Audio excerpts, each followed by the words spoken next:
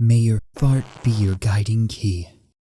Boy, I'm mature. So, Kingdomhearts 3, the game that is essentially a self-insert fanfiction written by a 14-year-old, with the key difference being that people actually want to see it, is finally out after however many years. And honestly, even though I've been playing it, I still don't truly believe that it's released, and I still think that one day I'm just gonna wake up and find it gone with a note from Disney like, "You didn't actually think it was happening, did you?" But before that happens, I can enjoy this vivid hallucination that is in fact Kingdomhearts 3. This is the third mainline entry, but in order to sort of understand it, you gotta play some others spanning across multiple consoles and companies. And even then, you'll still probably be confused, because even when the game spells it out for you, you generally just sit there like, eh?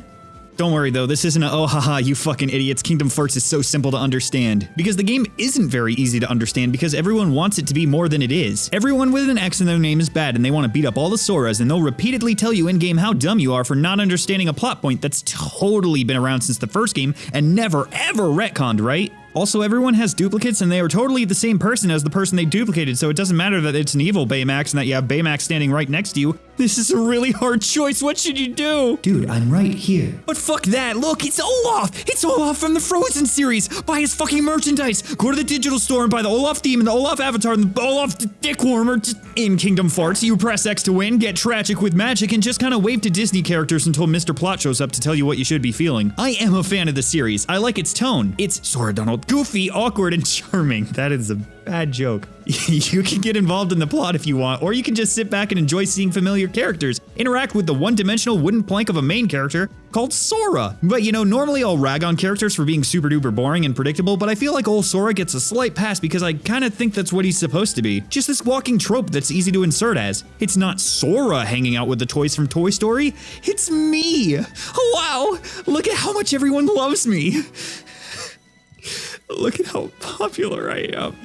The game starts out pretty fucking awkward. The opening song sounds like an AMV, which I guess is pretty fitting for the series, but all I could think of was those old Windows Movie Maker intros, because this song would be perfect for those, or I guess some cringy Minecraft channel opening. There's a part of me that thinks half of this game was recorded at a different time, or was supposed to be an extended preview like whatever Aqua's demo was. Tangled was one of the first areas showcased, and that alongside Olympus just have some insanely gritting scenes with gigantic pauses between lines, without any music to accompany it.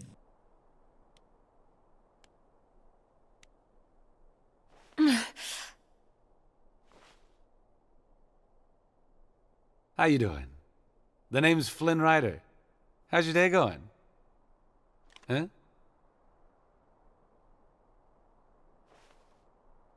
Who else knows my location, Flynn Rider? It just kind of feels phoned in sometimes, like when there's a little girl in distress in Thebes and Herc's like, hey guys, get on my statue cause I'm strong. And he throws them randomly into the sky and then it just kind of fades to the trio standing around the little girl who's there like, thanks for rescuing me, which you totally did. What? I was actually worried in the beginning because it was just so cringy, but the game quickly picks up after the whole 2.9 bullshit. The worlds are good and bad. I found the worlds that had a unique story significantly more interesting than the worlds that just kind of followed the movies. There was hardly any variation in those and just kind of had Sora shoehorned in, sometimes in such a weird way that it just kind of seemed like he was green screened over the scene. Like, see if you can tell the difference between the original scene and the Kingdomhearts scene. I am a despicable human being.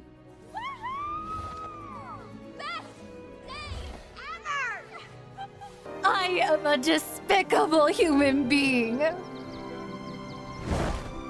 Best day ever! Now everybody's just gonna talk about my weight or how I don't look like my avatar. Not to mention, it's almost palpable how much of a vice grip Disney had on the Frozen world. It seems rushed as fuck, whether it's from the watermark in the complete rendition of Let It Go, to just the boring midway point and unappealing soundtrack.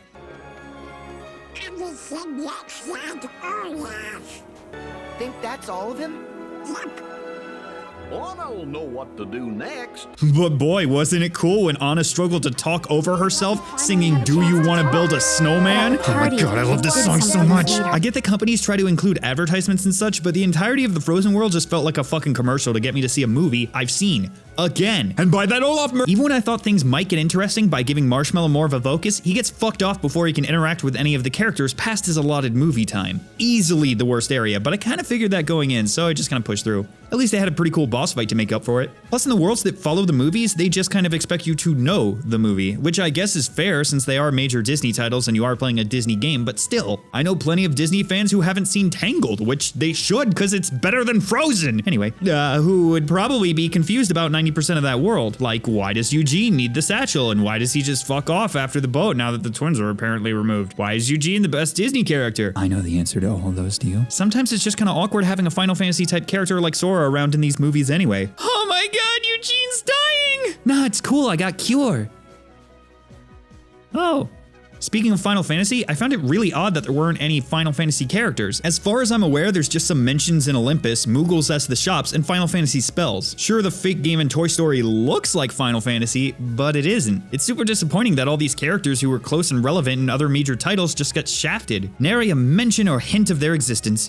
There isn't even a Sephiroth battle, come on. I also keep saying awkward to describe things because a lot of this game is awkward. There's just no better way to describe it. Most of the minigames you have to play in each world are awkward. A lot of the random dialogue is awkward. The fact that 90% of the game is watch a cutscene, walk forward 2 steps, then have another cutscene with Sora gasping for air as he runs towards the camera, only to have a small battle after that followed by another cutscene, is awkward. At least they're a lot more enjoyable this time around. The animation on the unique scenes look kind of like a step below an actual movie. And even the normal talky scenes with the canned animations look a lot more natural since they're accompanied by flattering camera angles or changes, along with the characters actually turning in their animation instead of the robotic, "Let me rotate to face you and then do my explain animation." I do like the combat of this game a lot. Sure, the game throws a million fucking tutorials your way at the start, but once you get past that, it's pretty enjoyable. Not in that, oh, after 10 hours it gets good bullshit, just in a, okay, you got past the first world, we can tone the tutorials down way. Once I got a handle on the flow motion abilities, form changes, magic, shot put, dick stroking summons, I made sure to fight basically any encounter that popped up, because I was having a blast stringing shit together. I'd throw out a butt ton of magic with a shooting star or ever after, and then swap to my heaviest hitting blade while my mana recovered. There's a lot of options to approach and fight fiends in this, which is always a breath of fresh air. At least until you realize how stupidly busted magic is and then just spend your fights using that. Most of the things that were added or brought back in earlier titles, I find enjoyable. Not a big fan of the walk-up glowing walls, especially because it just makes it that much more confusing when Sora sits there in a cutscene with an enemy atop a very flat wall and he's just like,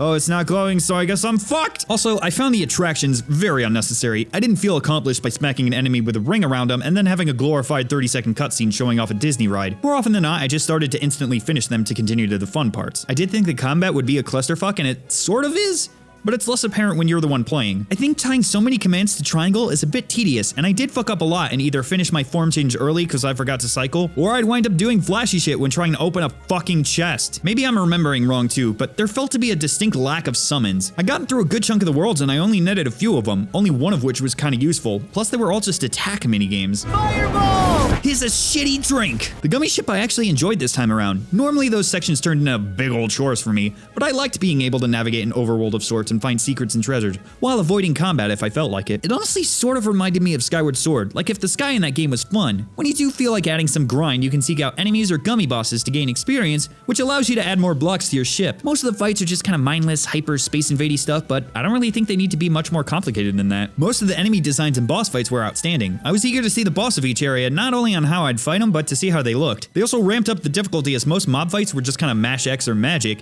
but a lot of later bosses need you to counter a block as opposed to just dodging. It felt pretty great to block a big attack and then smack them right in their face and go, no! Bad fartless. The graphics are a bit of a mixed bag. Certain areas look extremely plastic, and no, not just the Toy Story world. The entire Frozen section looks incredibly bland, and immediately after it, you're hit with the Pirates world, which, hot damn, why doesn't the rest of the game look like this? It doesn't even have to be realistic, but just look at how great Donald and Goofy look. But despite all the awkwardness of this game, I can't help but enjoy it. It's just kind of wholesome fun. Maybe it's nostalgia, maybe it's just my love of Disney, but even with the cringy dialogue, I still found myself smiling and giggling more often than not. It was really nice to see some extra representation of movies I loved. I especially liked the Monsters Inc. world and how it was just kind of a continuation from the movie instead of a repeat. Close it, quick!